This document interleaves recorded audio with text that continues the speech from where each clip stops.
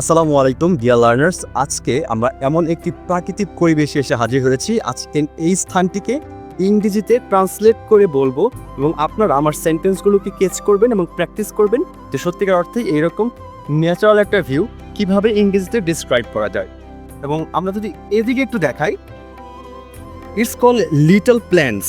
এগুলোকে বলা হয় ছোট ছোট চারা, little plants of paddy. Paddy মানে হচ্ছে ধান, প্যাডি মানে হচ্ছে ধান। সো এই ধানের যে ছোট ছোট চারাগুলো, এগুলোকে আমরা বলতে পারি লিটল প্যাডি প্ল্যান্ট, রাইট? তো এই প্যাডি প্ল্যান্টগুলোকে কৃষকরা কি করছে, মাটিতে লাগাচ্ছে এবং সেখান থেকেই ধান উৎপন্ন হচ্ছে, right? So some birds are flying over the land. এই ল্যান্ডের উপর দিয়ে, ওভার দ্য ল্যান্ড, কি করছে, কিছু পাখি উঠছে। Birds are flying over the land. We can see the flowers in blooming there. এখানে ফুটে আছে, কোনো কিছু ফুটাকে বলা হবে ব্লুমিং, রাইট?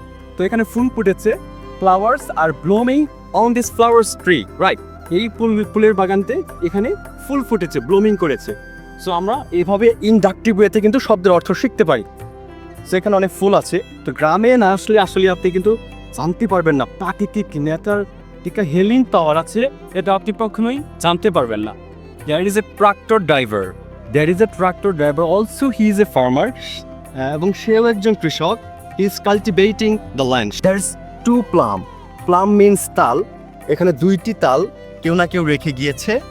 তো আমরা এটাকে বলতে পারি কোনো স্থানে কোনো কিছু আছে মানে there is. So there is two plum. There is two plum. এখানে দুইটি তাল রয়েছে।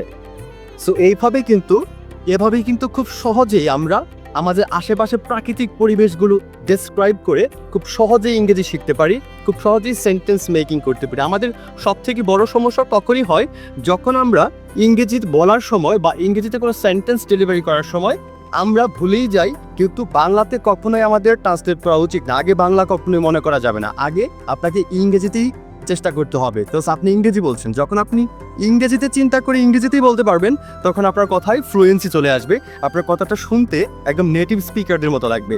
ভালো থাকুন, সুস্থ থাকুন, দেখা হচ্ছে পরবর্তী কোনো ভিডিওতে। টিল দেন টেক কেয়ার, আল্লাহ হাফেজ।